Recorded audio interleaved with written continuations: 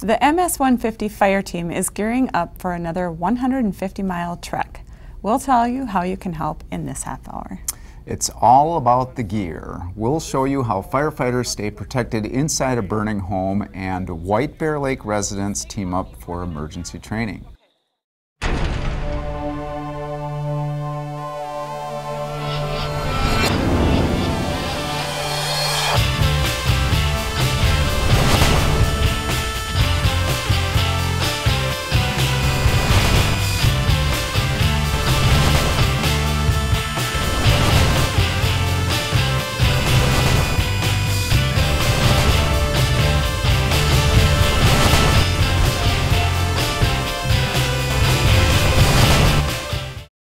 I'm Tracy Minarchuk. And I'm Ron Hawkins, and this is Lake Area Beat. Thanks for joining us. A group of White Bear Lake residents graduated from CERT, an acronym for Community Emergency Response Team. But not before they put their education to use by searching for bodies.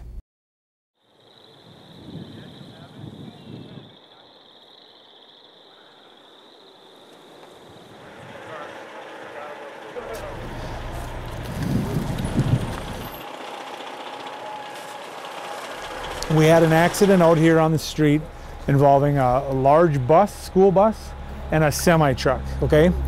Many injuries. The bus was filled with vulnerable adults going to a Twins game. There may be 2, 3, 4, 5, 6 vulnerable adults in this park. One for sure with a severe injury, and the other ones we don't have any idea. We can only assume, because everybody else was injured, that they're injured as well. What our game plan is that we're going to stay on the paths. We want to search 30 to 40 feet on either side of the paths, and we just want to make a one trip all the way through the park to make sure we don't see anything obvious. If you do a head to toe, is she bleeding anywhere else? Because there's a lot of blood.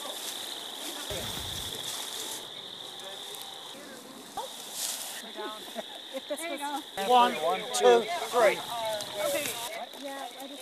We'll get somebody to help you out, all right?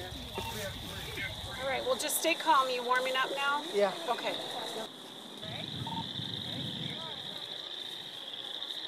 Everybody has been located, scenario over. We had 5 people that were in certain spots that were more tricky than others, and we set it up so both teams would have a hard time dealing with what was there. There's a deceased, which is kind of a different situation because then it's a crime scene. There's somebody that they had to put in a sling. There's somebody that had a broken foot that they had to get out and splint. So we tried to, in our training, we learned all these different things, and so today we got to apply them. And then the last one was somebody who had a lot of blood, and so they had to work on controlling the bleeding. And so we tried to get one of all the different things that we learned just to test their abilities. I think we worked well as a team. We're learning and we'll get it down. I think everybody worked together great. Everybody had stuff to make it work and fill in the blanks. And we'll just keep improving with each practice session like this that we do. So we have a really good group. Absolutely. I second that too.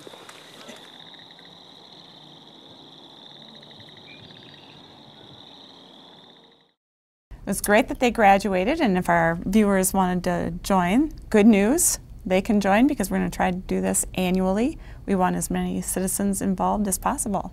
So they should keep their eyes out on maybe the city's website. Yep, Facebook and the website, and ask the police department because we'll let you know. Very good.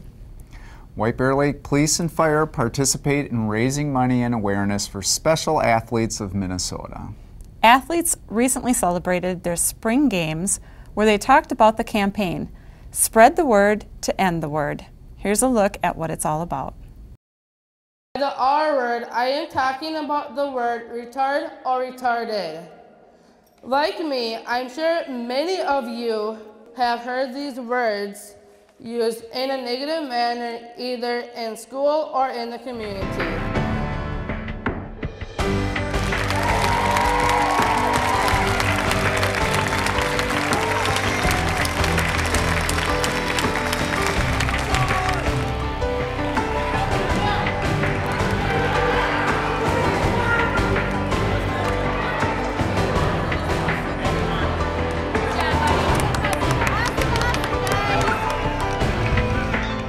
they probably think that people with intellectual disabilities are either dumb or stupid. Spend just a minute with children who have special needs. Good job, Brad. And the word stupid quickly disappears from one's vocabulary. Yes! 22-year-old Abby Hirsch takes every opportunity to educate the uneducated about people with disabilities. She relishes her role as athlete, advocate, and ambassador for the Special Olympics of Minnesota. Let's hear it again for Abby Hirsch. Her passion for spreading the word to end the R word is paralleled only by her passion to compete. It was competing, after all, that drew her from her proverbial shell. The minute you get me in the water at first, I thought I couldn't do it because I was afraid to have water at my nose, but now I'm a great swimmer. I actually just came back swimming nationally in Princeton, New Jersey. That's the case with most special athletes. When given the opportunity to shine, they often discover their star burns bright. It gives them a new perspective on what some outsiders may call a disadvantage. If you haven't, worked with this population of people, don't be intimidated. They're great. They're so accepting and they're so fun. And I think everyone who volunteers, you just get a sense of the transformative nature of Special Olympics and how, an athlete can come in just quiet and shy and they can, get a basketball and their whole world can change. And change their world it does. Being around others with disabilities gives them comfort and a sense of community. Community that supports them during the darker days, especially the days when they're called retarded. I can tell you from my experiences by hearing that word, and they actually corrected me at it more than once. It felt like a hot knife in my stomach and twisted. I'm just sick of that word. The R word is perhaps harder on parents of children with special needs than the kids themselves. Rochelle Tillison believes people who use the word simply don't understand how hurtful it is. When I found out that our daughter was going to be born with Downs, I wasn't worried about the challenges. What I knew was going to be the hardest were the days that she came home from school crying because of what people said and did to her. And the R word that's included. That was our first night where she came home crying. That was our first hit, and that's been the hardest. Parent Leslie Salini has coached her son Sean's basketball team for 5 years. Spread out, guys. Spread out. Make sure you got somebody covered. She was 35 when she got pregnant with Sean. As is standard procedure for women of a certain age, doctors asked about genetic testing to detect Down syndrome. 1, 2, 3, pairs! Along with her family, they decided they would not. They would accept what life rolled their way, and what did is a spirit so bright, she can't see life without him. I can tell you I could have the worst day at work, and I look forward to coming home every single night, because the first thing he does is he'll run down the stairs and say, "Mom," and he just runs and gives me a big hug and a kiss, and "I missed you, and I'm so glad you're home," and I don't get that at the office. In White Bear Lake, students with and without special needs play sports together on a unified team. It helps sharpen their skills, improve fitness, and break down prejudices about intellectual disabilities. And it's this sense of togetherness, community, that helps special athletes and their families. It shows people that they're not any different than any other child. 1 second. Nice job, Sean. Just like many other students, Sean has big dreams. He plans to go to college, move into a house with friends, and enjoy all that life has to offer, just like any other kid. But to Leslie and any other parent with a child with special needs, it's the outside world that can be the biggest hurdle. The people who don't understand or simply don't ask. Joe Cullen and his wife Tawny were thrilled to welcome a baby boy into their home in Hearts over 9 years ago. Around age 2, they noticed he seemed to be closing himself up to the world opening around him, and was diagnosed several months later with autism. Since then, Joe has become sensitive to the R word and now understands the lasting imprint it can make. It's so easy to just throw it out casually. not realizing that, that could be harmful and offensive to people. And, it doesn't mean, everyone's just trying to be all PC all the time and, you gotta be politically correct, not use this word, but it just seems like there's a lot of other words that could be used. And, not only is it harmful for the parents, but also harmful, obviously, for the kids and people with special needs. Joe, along with more than 500,000 people, have officially pledged to spread the word to end the word. And although change does not always come easy, a small and unified army will continue to fight hard. I'd like everyone to stand up and raise your right hand. Let's all pledge not to use the R word. Repeat after me. I pledge not to use the R word. I pledge not to use the R word. And on count of everyone under unify as loud as you absolutely can. 1, 2, 3, unify! 1, 2, 3, unify! 1, 2, 3, unify! All right,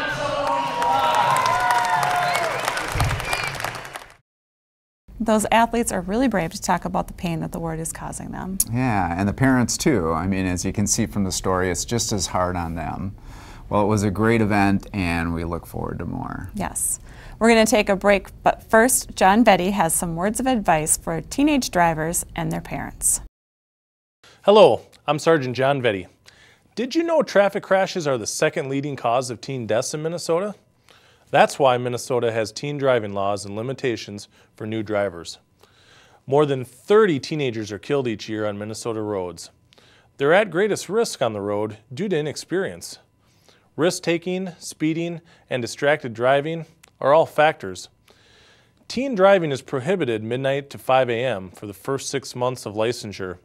The exceptions include driving with a licensed driver, 25 or older, driving between home and work, or driving to a school event that the school has not provided transportation for. Teen drivers may only have one passenger under the age of 20, unless accompanied by a parent. And after the first 6 months, teen drivers may have no more than 3 passengers under the age of 20 for another 6 months. It's illegal for drivers under the age of 18 to use a cell phone, whether handheld or hands-free, except to call 911.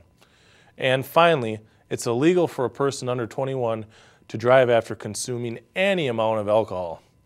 Check out the Office of Traffic Safety's website for more details. And remember, it's illegal for anyone to text while driving, including while stopped at a red light. We want to keep our teens safe and driving for years to come. Parents, help us do that by making sure your teenage driver is following the law. I'll see you next time.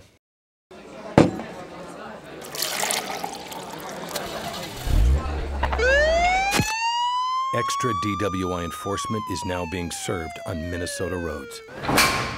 Don't be what you drink. The MS Fire 150 team will be making its annual journey to raise money for awareness for multiple sclerosis. And Ron here spearheads the team. So what is it all about, and how can people help? First of all, what's it all about? Sure, yeah. The MS 150 is a bicycling event. It's a fundraiser for the Multiple Sclerosis Society. It's in the middle of June, so it's the weekend of June 12th, 13th, and 14th.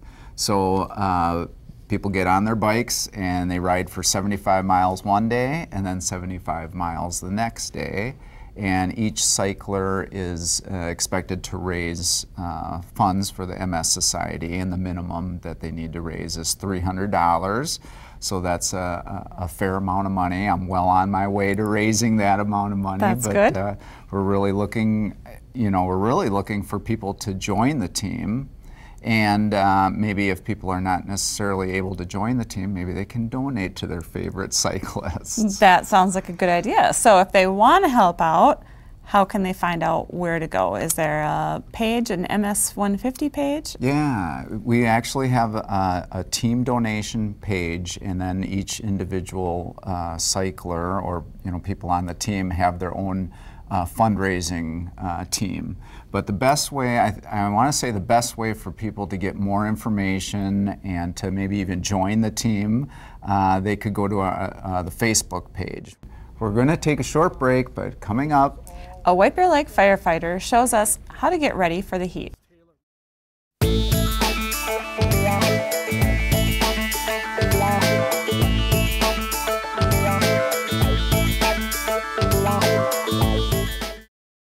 Welcome back. White Bear Lake Assistant Fire Chief Joel Hewitt showed us how firefighters gear up for the heat.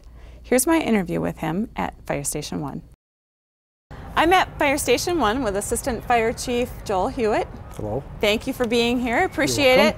And especially thank you after the wild morning night that you've had. Yep. Why don't you tell us a little bit about it? First of all, you just used all this stuff that we have here. Yeah, we went up to Columbus Township and assisted Forest Lake this morning on a greenhouse fire. It was fully involved when we got there. We were one of 14 departments that got called for help. The majority of the reason why there were so many fire departments that got called is there was no hydrants in the area. Large fire, needed lots of water, so they called the many fire departments for what they call water tenders, which hauls 15 to 2,000 gallons of water.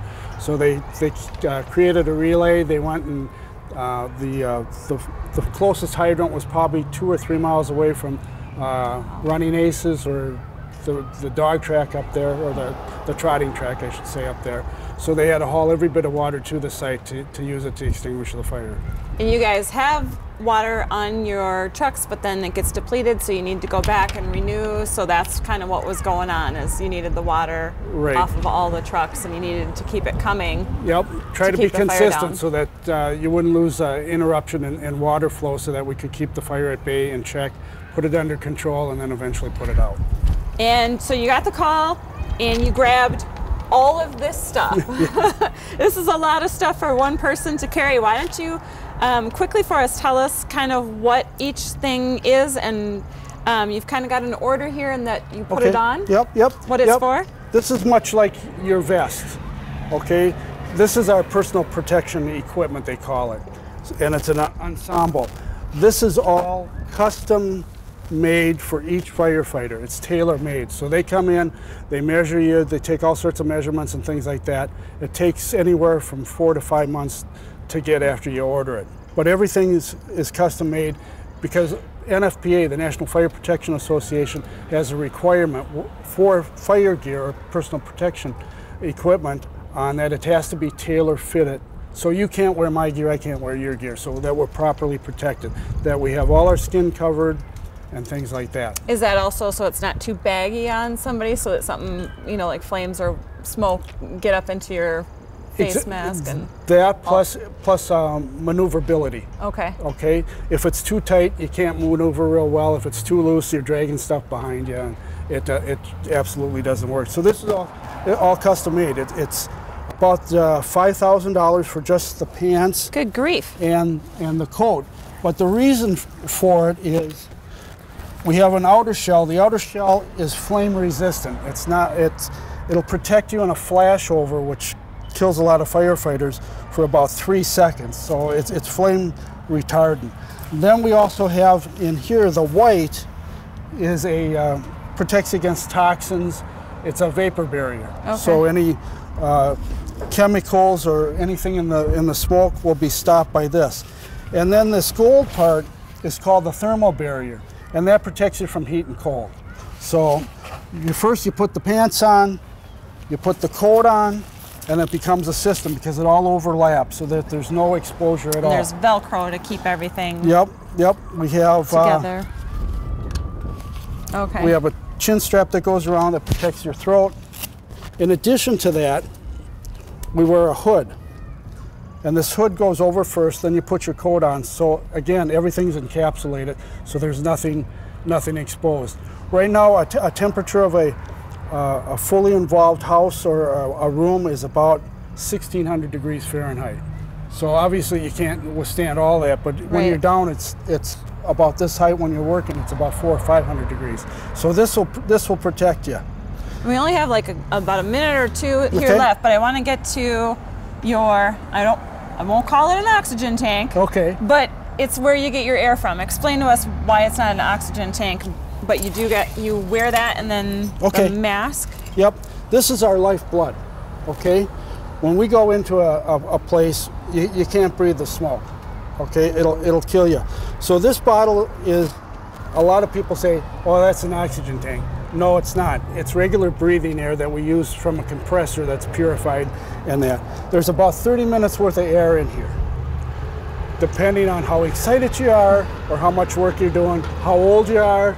You know, when I was younger, this could last maybe 30 minutes. Today, it doesn't happen. But this is all dependent. You have to wear the air, and you have to wear it with this ensemble. You wear this, you wear the mask, helmet, and that's our bulletproof vest. Yep, and it keeps you kind of sealed in there and protected from flames and smoke and all correct, that. right. Now you have something else over here that I didn't know. What did I call it? A thermal imaging camera. Yes. Or in the trade, it's called a TIC. And what it is simply, it's like the FLIR on the helicopter. And what it is, it reads heat or differences in heat. So if you're sitting in a chair in a house or whatever, and we have zero visibility, I can come in and I can use this and I can find you. So it's a huge life-saving And you can thing. use it for outside too. If you're looking at a building and before you send a crew in to see where the hot spots in the building are, can you do that with it? Yep, what we're looking at, hopefully to put in the budget next year, is each chief can get one of these. So that when White Bear, we all have take-home cars. So we can get to the fire, and we usually get to the fire first. So we want to use these so we can do our 360 and make a walk around. We can use this, and we can see where the fire is so we can better direct the folks. Well, we want to thank you so much for coming out and bringing all this stuff. And now I suppose, does it need to be cleaned? It needs to be washed? It needs to be washed. And then who washes that? You have people for that? Nope, you wash your own gear, just like you pack your own shoe. And use soap and water? Same, or you have to do something? There's a special chemical detergent that we use, and we want to wash our gear after every use. So we have to do that. Hang it to dry. Hang it to dry. Yep. So what if you get a fire call in the meantime and your gear's all wet? Somebody else goes? It's going to be a miserable day. It's going to be a miserable day. And why you want to do that, there's carcinogens in the smoke and things like that. Right. Cancer is just exploding in the ranks of firefighters, because back in the day we didn't protect ourselves. We didn't use that all the time. Right. You know, we were macho, and you didn't use the mask, and you would go and you'd breathe smoke or whatever. Nowadays there's all sorts of chemicals in the smoke, and cancer is exploding amongst the retired and within the ranks of the firefighters. Well, I'm glad that you guys have the gear now. Yep, it's good stuff. It's top of the line. The city protects us well. And you guys came back all safe. We appreciate that you went out and helped another community, and you were able to be safe with the equipment that we have here. Yeah. Thank you so much for taking time. Well, thank you. I enjoyed this. Better than Ron? Yes, better than Ron. Better than Ron.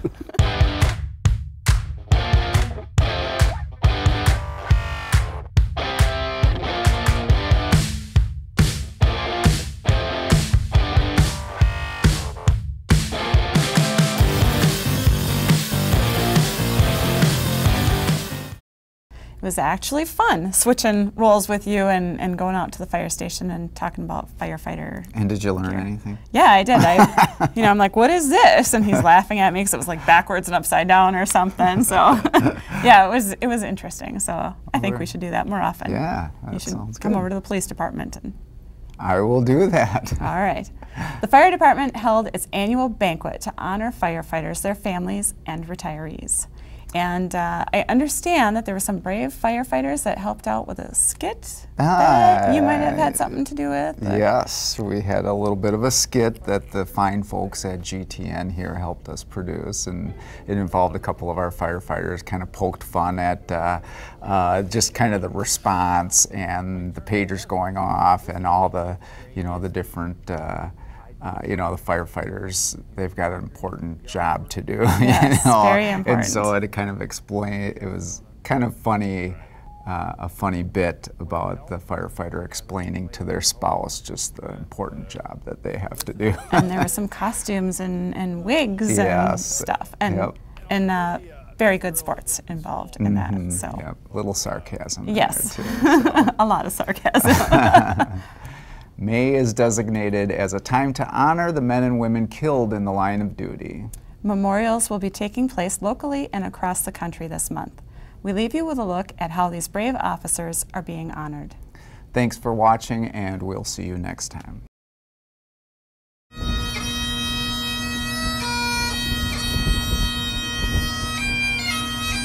Lord, now we gather to pay our deepest honor to those of our officers killed in the line of duty. It matters not the style of shield they wore, only that they served with pride and honor. Lord, all that matters is that they were one of us. It's a great day to celebrate the lives of the officers that gave the ultimate sacrifice and honor their family members that are still with us. What so proudly we hailed at the twilight's last gleaming. It's something comforting in knowing that others understand and that your loved one is part of a larger purpose, and that's what we try to convey today. Blessed are the peacemakers, for they shall be called the sons and daughters of God. And blessed those who mourn, for they shall be comforted. I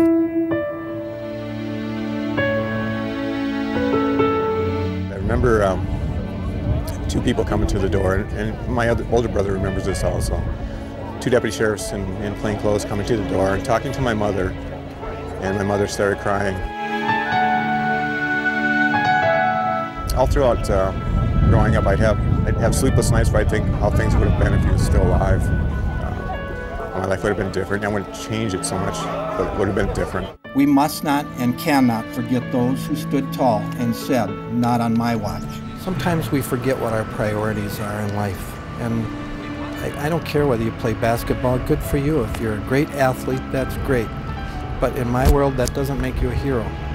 These people who are running into burning buildings, who are defending this nation, who are going to these calls where they could easily lose their life, to me, that's the heroes in our world, and they always will be. From the Maplewood Police Department, Joseph Bergeron, end of watch, May 1st, 2010.